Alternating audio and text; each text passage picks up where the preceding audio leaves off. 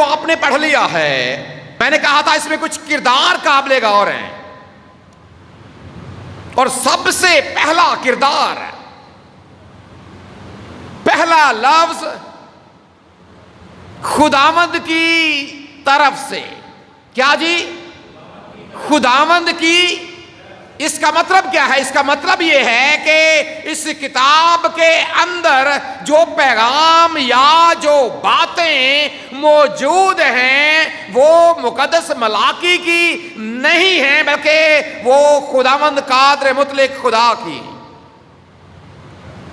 خداوند کی طرف سے، یعنی کہ ایک ایسا پیغام جو کسی کی طرف سے بھیجا جا رہا ہے اور کسی کی معرفت بھیجا جا رہا ہے. پیغام کو بھیجنے والا قادر مطلق خدا اور پیغام کو لے کر آنے والا مقدس ملاکی. خداوند کی طرف سے، ملاکی کی معرفت. کیا پڑھا یہ بھی آپ نے؟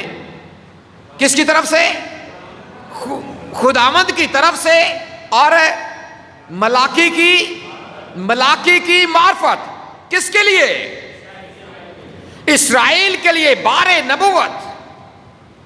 تینوں چیزیں، تینوں کردار قابل غور. لیکن ہم یہ کہہ سکتے ہیں کہ چونکہ ہم اسرائیلی نہیں ہیں، جہاں پر ٹھیک ہے خدا نے پیغام دیا ہے، ٹھیک ہے یہ مقدس ملاکی کی معرفت بھی آیا ہے، کیونکہ جو نبی ہیں وہ خدا کا منہ بن کر بولتے ہیں، وہ خدا کے الہام اور خدا کے پیغام کو لوگوں تک لے کر جاتے ہیں، یہ ان کی ڈیوٹی میں شامل. اور ملاکی نے بھی ایسا کیا.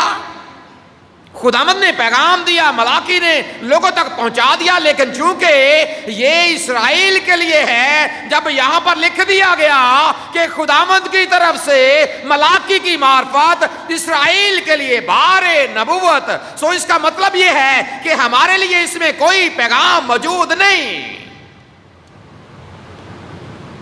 اگر آپ یہ سمجھتے ہیں یا آپ اگر یہ سوچتے ہیں تو پھر اس کا مطلب یہ ہے کہ آج کا یہ پیغام آپ کے لیے نہیں ہے. لیکن جب بھی پاک کلام کے لیے دعا کی جاتی ہے نا، چاہے ہم کتاب مقدس کی کسی بھی کتاب میں سے ہم تلاوت کرتے ہیں، جب کلام کے لیے دعا کی جاتی ہے تو یہ لفظ دہرائے جاتے ہیں، کہے جاتے ہیں. دعا کرنے والا یہ الفاظ ضرور دہراتا ہے کہ خداوند آج کا جو تیرا کلام ہے یہ میرے لیے ہو. کس کے لیے ہو جی؟ کس کے لیے ہو؟ میرے لیے. لیکن یہاں پر تو چونکہ لکھ دیا گیا ہے کہ یہ پیغام تو ہے اسرائیل کے لیے، خداوند کی طرف سے ملاکی کی معرفت اسرائیل کے لیے بار نبوت.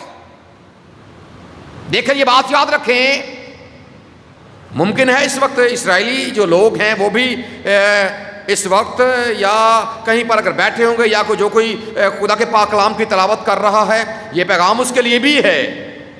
لیکن چونکہ یہ خدا کے پاک کلام کا حصہ ہے اور خدا نے ہمیں یہ کتاب دی ہے، اپنا کلام دیا ہے، سو اس کا مطلب یہ ہے کہ آج یہ پیغام صرف اسرائیل کے لیے نہیں ہے. صرف اسرائیل کے لیے ہے باقی خداوند کی طرف سے، اور ہے باقی ملاکی کی معرفت. لیکن ذرا وقتی طور پر یہاں سے اسرائیل کے لفظ کو ایک طرف رکھ کر آپ یہاں پر آج ذرا اپنا نام لکھ دیں کہ آج خداوند کی طرف سے ملاکی کی معرفت، یہ پیغام میرا خداوند، وہ قادر مطلق خدا جس پر میں ایمان رکھتا ہوں، جس کی ذات پر یقین رکھتا ہوں، اور جس کے بارے میں میں یہ کہتا ہوں کہ ہاں میں ایمان رکھتا ہوں خدا قادر مطلق باپ پر، اسی خداوند کا یہ پیغام آج میرے لیے. وہی خدا آج مجھ سے کلام کر رہا. اسی خداوند کی آواز آج میرے کانوں میں پہنچ رہی جی اج دے دن سب سن دے او آواز یہوہ دی نہ پتھر وانگر اپنا دل بناؤ تسی بھی. خداوند کی یہ آواز آج آپ کے لیے. اور جب آپ اس کو پڑھتے ہیں آج کون سا پیغام خدا اپنے بندے ملاکی کی معرفت مجھے اور آپ کو دینے جا رہا ہے، ذرا اس بات کی طرف آتے ہیں. اور ایک اور حوالہ ہم اسی کتاب میں سے پڑھیں گے 7ویں آیت میں سے. جن کے پاس خدا کا پاک کلام ہے ذرا اس کو کھولیں. تم اپنے باپ دادا کے ایام سے میرے آئین سے منحرف رہے اور ان کو نہیں مانا. تم میری طرف رجوع ہو تو میں تمہاری طرف رجوع ہوں گا، رب الافواج فرماتا ہے. لیکن تم کہتے ہو کہ ہم کس بات میں رجوع ہوں؟ رجوع لانے کی بات، اس کے بارے میں ہم نے پہلے بھی بات کی. رجوع لانا کیا ہوتا؟ جب قادر مطلق خدا یہ کہتا ہے کہ میری طرف رجوع کرو، میری طرف رجوع لاؤ، پہلے بھی سیکھا ہے. کسی کو یاد ہے جی؟ کسی کو پلٹنا، واپس مڑنا، اپنی زندگی میں یو ٹرن لینا کہ جس راستے کو اوپر میں جا رہا ہوں یہ راستہ اصل میں مجھے میری منزل کے قریب کرنے کی بجائے، مجھے یہ راستہ منزل پر پہنچانے کی بجائے یہ راستہ تو مجھے کسی اور طرف لے کر جا رہا. جب خداوند نے یہ کہا کہ تم میرے آئین سے منحرف رہے، اور ہم نے انبیائی کتب میں ساری کتابوں میں ہم اس بات کو پڑھتے رہے ہیں کہ کس طرح خدا بار بار اپنے انبیاء کو، اپنے لوگوں کو بھیجتا رہا، اپنے لوگوں کی رہنمائی کے لیے بھیجتا رہا تاکہ وہ ان کی رہنمائی کریں، پاک کلام ان تک پہنچے. پاک کلام پہنچتا بھی رہا، انبیاء پاک کلام کو پہنچاتے بھی رہے، لیکن وہ ویسے کے ویسے ہی رہے. وہ ویسے کے وجہ کیا تھی؟ کلام پہنچتا بھی تھا، خداوند کی طرف سے بھی ہوتا تھا، نبی پہنچاتے بھی تھے. وجہ کیا ہوتی تھی؟ وجہ یہ تھی کہ ان کی زندگی میں قبولیت نہیں تھی، ان کی زندگی میں یوٹر نہیں تھا، ان کی زندگی میں قبولیت نہیں تھی. اور اگر آج ہم نے اپنا نام لکھا ہے اسرائیل کی جگہ پر، سو اس کا مطلب یہ ہے کہ خدا ہم سے بھی، اور خاص طور پر ان لوگوں سے جو ابھی تک اس راستے کو اوپر چل رہے ہیں، ابھی تک جو گناہوں کی دلدل کے اندر، ابھی تک جو گناہ کے راستے پر، اور ابھی تک وہ جو اس طرف جا رہے ہیں جو انہیں تباہی کی طرف لے کر جا رہا ہے. کیونکہ امثال کی کتاب میں لکھا ہے اپنی نظر میں اگر وہ دیکھیں گے تو وہ درست ہوں گے، اپنی نظر سے وہ دیکھیں گے تو وہ درست ہیں. لیکن یاد رکھیں امثال کی کتاب یہ بیان کرتی ہے کہ کچھ راہیں انسان کو سیدھی معلوم ہوتی ہیں، لیکن اس کی انتہا میں موت کی راہیں. کبھی غور کیا آپ نے کہ کہیں ایسا نہ ہو کہ میں بھی آگے جا کر اس کھائی میں جا کر گر جاؤں؟ تو جہاں پر خدا نے یہ کہا کہ واپس مڑو، وہیں پر ایک اور آج بات جو ہم سیکھیں گے خدا کے پاک کلام میں. کیا کوئی آدمی خدا کو ٹھگے گا؟ کیا کوئی آدمی، ایک سوال سے اس پیراگراف میں بات کی گئی ہے، کیا کوئی آدمی خدا کو کیا کرے گا؟ خدا کو ٹھگے گا؟ کیا یہ ممکن ہے؟ ٹھگنا کیا ہوتا ہے؟ ٹھگنا کیا ہوتا ہے؟ کسی کو دا لگانا، پنجابی جو نا دا لا لے. کیا ایسا ممکن ہے؟ یہاں پر ہے کیا کوئی آدمی خدا کو ٹھگے گا؟ سوال کیا گیا ہے خدا کی طرف سے اسرائیلیوں کے ساتھ، اور آج یہ سوال کیا گیا ہے مقدس ملاکی کی معرفت میرے اور آپ سے بھی کہ کیا کوئی آدمی خدا کو ٹھگے گا؟ اور اگر یہیں تک ہم فرض کریں، آپ ایک کویسچن، آپ ایگزامینیشن ہال میں بیٹھے ہیں، آپ کے سامنے یہ سوال آ گیا ہے، آپ نے ہاں اور نہ میں اس کا جواب دینا ہے، اور سوال میں صرف یہی لفظ لکھے ہیں کہ کیا کوئی آدمی خدا کو ٹھگے گا؟ آپ کا جواب کیا ہوگا؟ نہیں. کیوں جی، کیا خیال ہے؟ کیا جواب ہوگا؟ نہیں، کیونکہ خدا کو کوئی ٹھگ نہیں سکتا. لیکن آگے جا کر خدا کہتا ہے کہ تم واقعی ٹھگ ہو. تم کیا ہو؟ واقعی تم واقعی ٹھگنے والے. اگر کسی کو اگر یہ ٹائٹل دیا جائے تو بڑا ٹھگ گل پہنو آئے گا. کیا خیال ہے؟ اگر کسی سے یہ کہا جائے کہ بھئی آپ تو ٹھگ ہو آپ، کیونکہ ٹھگ کوئی اچھا ٹائٹل نہیں ہے. ٹھگنا کیا ہے؟ یہ اصل میں ایک برائی کا نام ہے. ایک برائی کا نام ہے جو معاشرے میں پائی جاتی ہے کہ جب آپ کسی کی وہ چیز ہتھیا لیتے ہیں جس کے اوپر آپ کا حق نہیں ہے یا جو آپ کا حصہ نہیں ہے، جب آپ اسے اپنے لیے، اپنے استعمال کے لیے اسے لے لیتے ہیں، غلط طریقے کے ساتھ اسے چھین لیتے ہیں، تو اسے کہا جاتا ہے کہ بھئی فلاں نے فلاں کو ٹھگ کرتے کیا ہیں؟ دا لگاتے ہیں. اب ان کا مختلف طریقہ وقار ہوتا ہے. آپ اگر ان دنوں اخبارات دیکھ لیں، ٹیلی ویژن دیکھ لیں، یا ویسے نیوز چینل دیکھ لیں، کئی بار آپ کے سامنے یہ خبریں آ جاتی ہیں. یا ویسے بھی معاشرے میں عام طور پر آپ کو یہ پتا ہے اس طرح کے واقعات رونما ہوتے رہتے ہیں جب لوگ ایک دوسرے کو ٹھگتے ہیں. یہاں پر خدا نے کہا کہ کیا، ایک سوال سے آغاز کیا، کیا کوئی آدمی خدا کو ٹھگے گا؟ پر تم مجھ کو کیا کرتے ہو؟ پر تم مجھ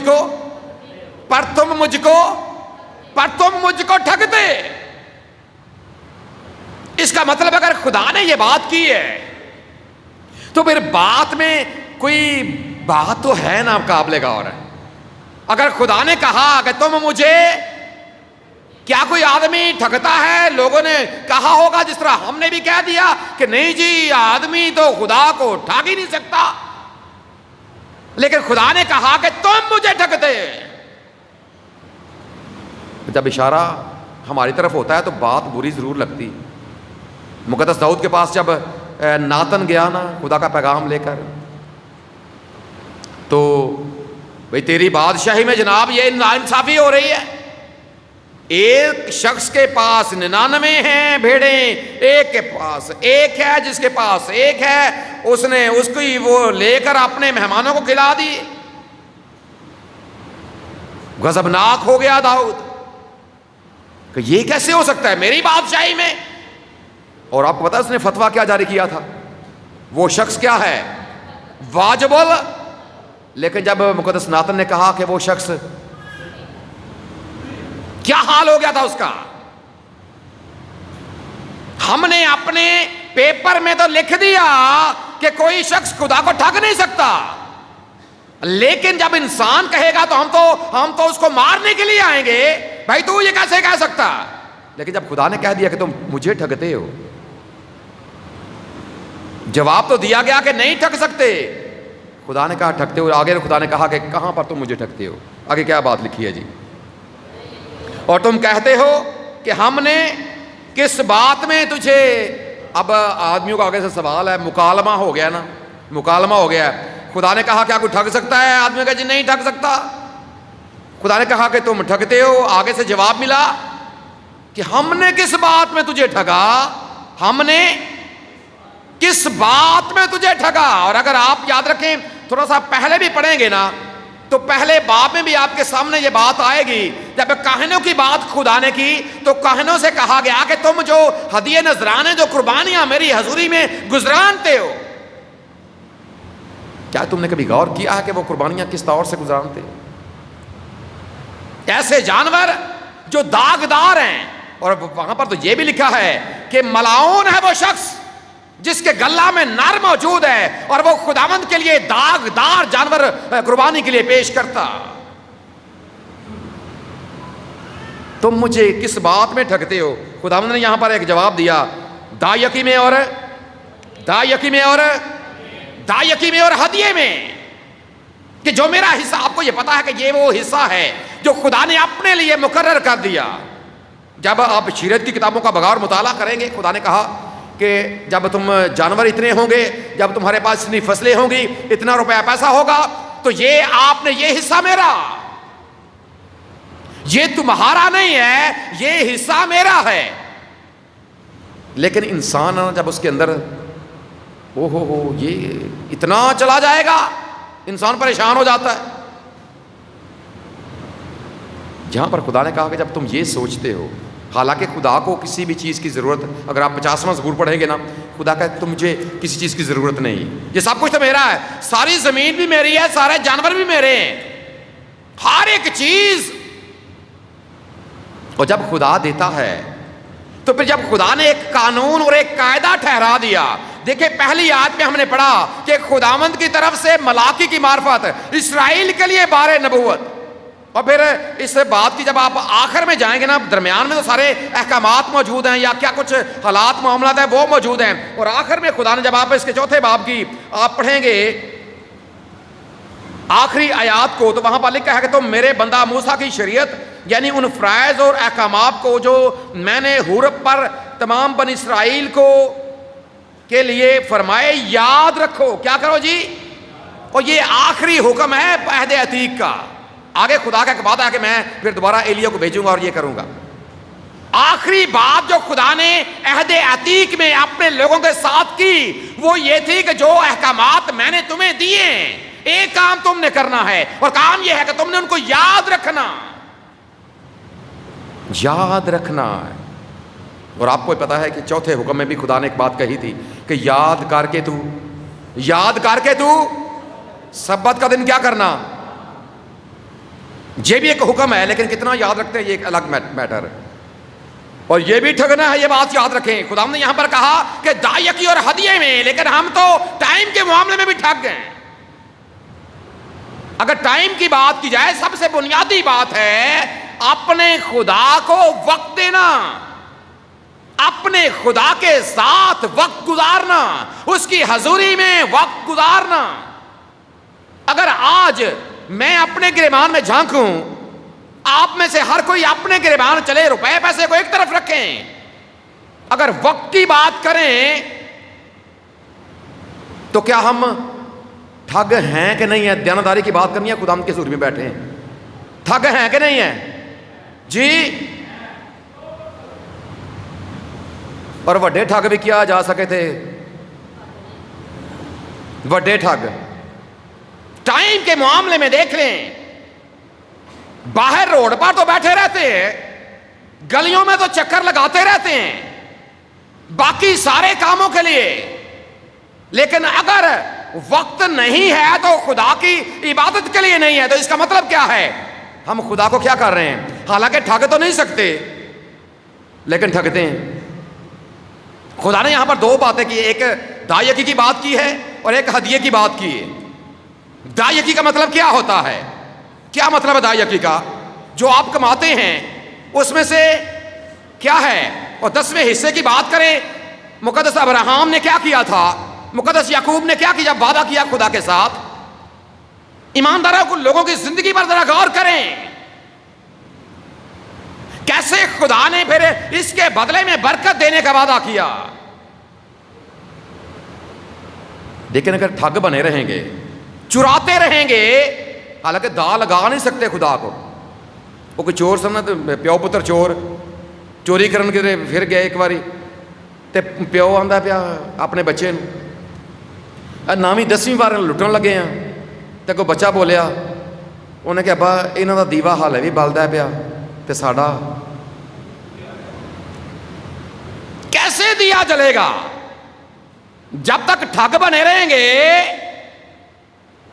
جب تک ٹھگ ہیں، چاہے وہ ٹائم کا معاملہ ہے، چاہے وہ روپے پیسے، اگر خدا برکت دیتا، اگر خدا نے اچھی جاب دی ہے، اگر خدا نے اچھا روزگار دیا ہے، اگر خدا نے روپے پیسہ دیا ہے، اگر خدا نے برکت پار برکت دی ہے، تو یاد رکھے خدا بعض اوقات دے کر آزماتا ہے کہ میرا یہ بیٹا، میری یہ بیٹی کہنے کو تو یہ بڑا دعوے دار ہے، ایماندار بھی ہے، میری حضوری میں کبھی ہاتھ اس طرح کر کے، کبھی ہاتھ سینے کے اوپر رکھ کر، کبھی بادب کھڑا ہو کر یہ کہتا ہے کہ میں ایمان رکھتا ہوں، لیکن باہر سے تو کہتا ہے کہ میں ایمان رکھتا ہوں، لیکن اندر کیا ہے؟ اندر سے ٹھگ ہے، اندر سے چور اور ڈاکو ہے. اور جب تک یہ صورتحال رہے گی، اسرائیلیوں کو خدا نے سزا دی. جہاں پر اور بہت سے معاملے تھے وہاں پر ان کی زندگی میں. اور ایک اور بات یاد رکھیں، کیونکہ خدا نے یہ اپنے لیے اسے ضرورت نہیں ہے، میں پھر یہ بات کرتا ہوں، لیکن خدا صرف یہ دیکھتا ہے کہ ہم کتنا اس پر ایمان رکھتے ہیں. خدا نے کہا کہ 6 دن تک تو محنت کر کے، ٹائم کی بات کر رہے ہیں نا، خدا نے کیا کہا کہ 6 دن تک محنت کر کے کیا کرنا؟ اپنا سارا کام کاج کرنا. لیکن 7واں دن کیا ہے؟ پورا دن تو چھوڑیں، ہاں 1 گھنٹہ 1.5 گھنٹہ ہوتا ہے، 2 گھنٹے ہوتے ہیں، وہ گزارنا خدا کے گھر میں محال ہوتا ہے ہمارے لیے. پریشان ہو جاتے ہیں، کیسے اتنی لمبی تو عبادت ہو جاتی، پریشان ہو جاتے ہیں، مشکلات. 6 دن جب خدا نے دیے ہیں، ساڑا دل کرے جا 7واں یہ بھی سانو ہی لب جائے، جا 7واں ایک ہی ہوئے یہ بھی سانو ہی لب جائے. حالانکہ خدا نے وہ اپنے لیے رکھا. ہم کوشش کرتے ہیں کہ 7واں بھی ہمیں دن رات کام کام کام کام کام، جتنا کچھ دیکھیں کام، اس میں کوئی شک نہیں ہے کہ محنت کرنی چاہیے، کام کرنا چاہیے. لیکن خدا نے ایک ترتیب دی ہے. جب آپ خدا کی دی گئی ترتیب سے ہٹ جاتے ہیں، خدا نے ایک ترتیب دے دی ہے، اور ترتیب یہ دی ہے کہ 6 دن تک محنت کر کے اپنا سارا کام کاج کرنا، اور 7ویں دن پورا دن خدا نے ٹھہرایا تھا اپنے لیے. اسرائیلیوں کو یہ حکم دیا تھا. آج ہمیں پورا دن اگر کہا جائے نا، پورا دن تو بہت مشکل ہو جائے گا. 1.5 مشکل ہے تو پورا دن تو. اور جو نہیں نہ آتے جڑے آن گے نا پھر گھر جان تک انہوں کا کی حال ہو کرن کے جڑے گھر بیٹھے ہون سارا دن. سو ذرا یہ قابل غور بات ہے.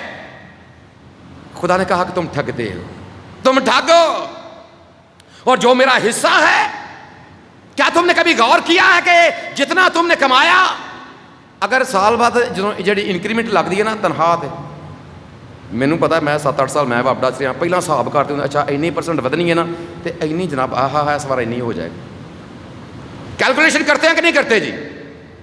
جو ملازم لوگ ہیں یہاں پر، کوئی گورنمنٹ ملازم اگر ہو یا دوسرے پرائیویٹ، کرتے ہیں کہ نہیں کرتے جی؟ بھائی صاحب کر دے ہو جی؟ بجٹ آن تو پہلے کر دی ہوں. کبھی کیلکولیشن کی ہے کہ اگر یہ حصہ جو میرا بڑھے گا اور جتنا میں پہلے کما رہا ہوں، کبھی آپ نے کیلکولیٹ کیا ہو کہ اس میں میرے خدا کا کتنا ہے؟ اور میرے خدا نے جب مجھے یہ حکم دیا کہ اتنا حصہ اس میں میرا ہے، کتنے لوگوں نے کبھی یہ کیلکولیشن کی ہے کہ جتنی تنخواہ میں نے لی ہے اس میں سے اتنا میرے خدا کا ہے؟ اس لیے خدا نے ان سے کہا تھا کہ تم ٹھگتے ہو، تم ٹھگو. ایک اور، چونکہ جب ہم اپنے خدا کی بات کرتے ہیں نا تو خدا کے جہاں پر بہت سے ٹائٹل، اور ہمیں بہت سے ٹائٹل خدا کے پسند بھی ہیں. یہوہ یری ٹائٹل ہمیں بڑا پسند ہے. کیا خیال ہے؟ یہوہ یری جانتے ہیں جی؟ یہوہ یری کا مطلب کیا ہوتا ہے؟ خدا جو مہیا کرتا ہے، جو مہیا خدا کرتا ہے. اب خدا مہیا تو کرتا ہے، بہت کہتے ہیں جی. اس کا ایک بڑا مشہور گیت بھی ہے جی، میں یہوہ یری ہوں میں. اور آپ کو یہ پتا ہے جب یہوہ یری تو ہے، مہیا کرتا ہے، ہم ایمان بھی رکھتے ہیں اور ایسا ہے، اس میں کوئی شک بھی نہیں ہے. لیکن اس کے ساتھ کتاب مقدس میں خدا کا ایک اور ٹائٹل بھی ہے، اور وہ ہے سردار. سردار، اسے سردار بھی کہا گیا ہے. یہوہ یری تو ہے، وہ مہیا کرتا ہے، لیکن وہ سردار بھی ہے. سردار 2 لفظوں سے مل کر بنا ہے، سر اور اس کا مطلب جو سب سے بڑا عہدے دار ہے. سب سے بڑا عہدے دار. اس بات کو سمجھنے کے لیے ایک مثال آپ کے سامنے رکھنا چاہتا ہوں. جو ڈاکو کی گینگ ہوتی ہے، ڈاکو کی گینگ، اس کا بھی ایک سردار ہوتا ہے.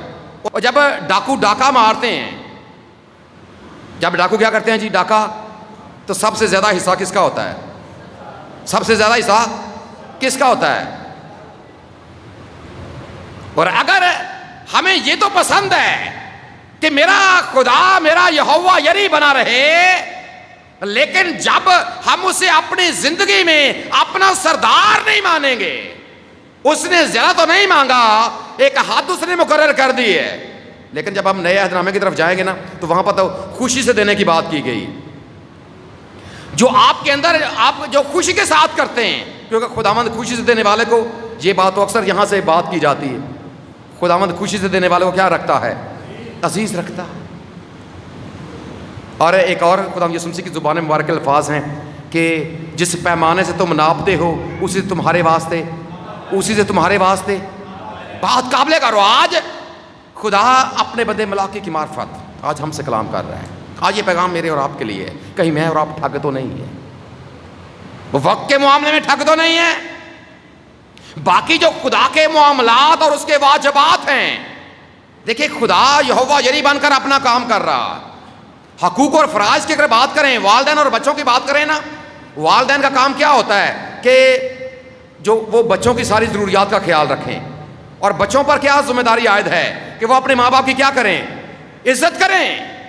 خدا کا کام ہے یہوہ یری بن کر ہمیں مہیا کرے، اور ہم پر پھر کیا عائد ہوتا ہے، ہم پر پھر کیا ذمہ داری ہے کہ جو کچھ خدا نے ہمارے اوپر عائد کیا ہے ہم بھی پوری ایمانداری کے ساتھ اور پوری دیانتداری کے ساتھ اس کو ادا کریں۔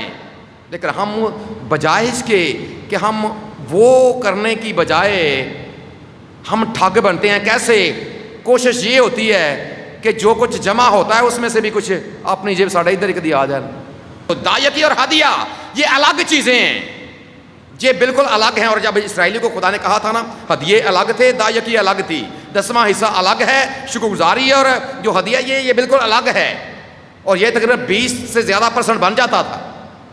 اور جب ہم ملک مصر کی بات کرتے ہیں نا، ملک مصر کی بات کرتے ہیں یا اس وقت کی باقی اقوام کی بات کرتے ہیں، اور ملک مصر میں تو جو اناج ہوتا تھا نا، وہ 20% اس کا 20واں حصہ وہ تو حکومت لے لیتی تھی۔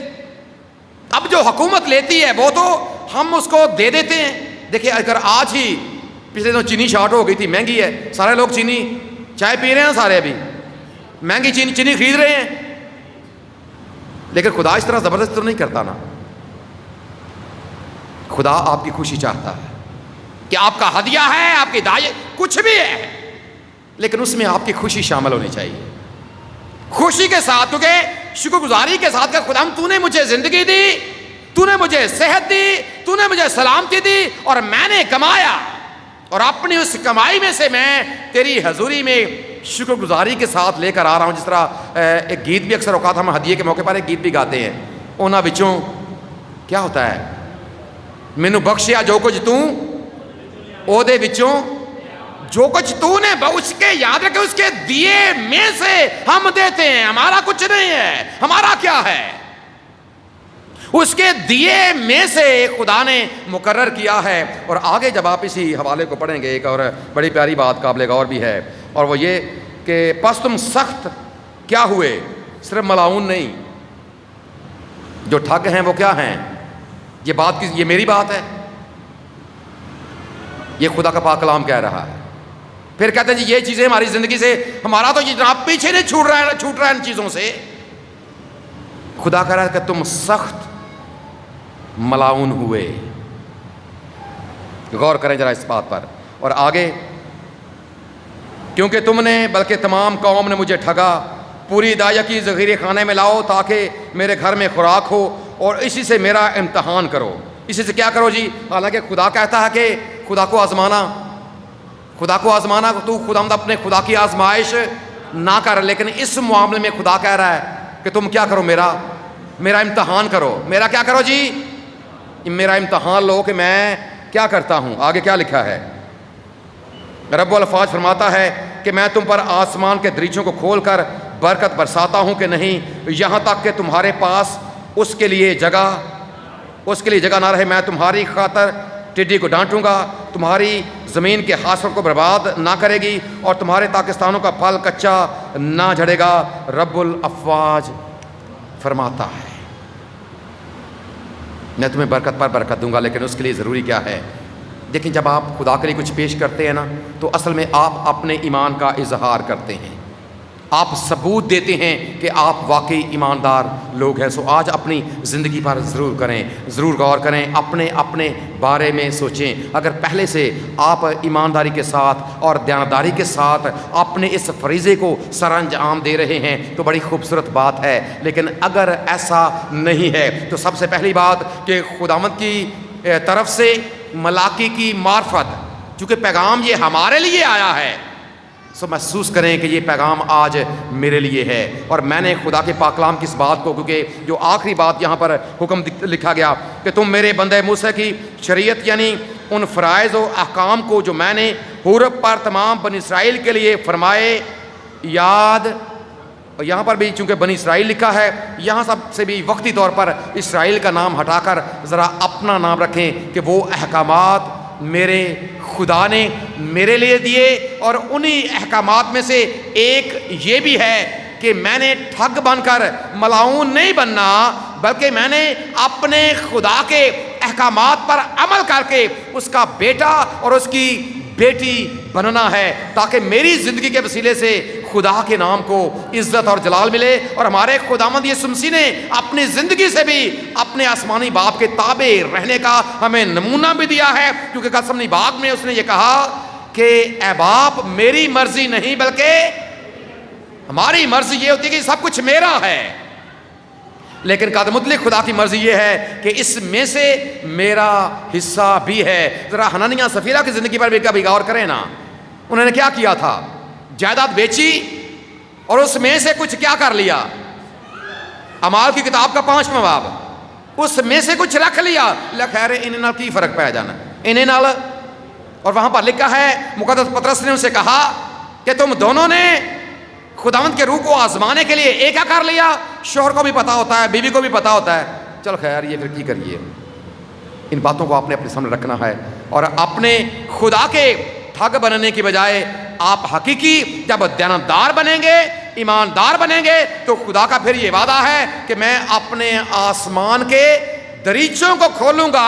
اور یہ ایک محاورتاً بات ہے، محاورہ ہے کہ جب دریچے کھلتے ہیں نا، اور یہی وہ لفظ ہے جب نوح کے زمانے میں لکھا کہ آسمان کی کھڑکیاں کھل گئی تھی، آسمان کی، اور کیا برسا تھا؟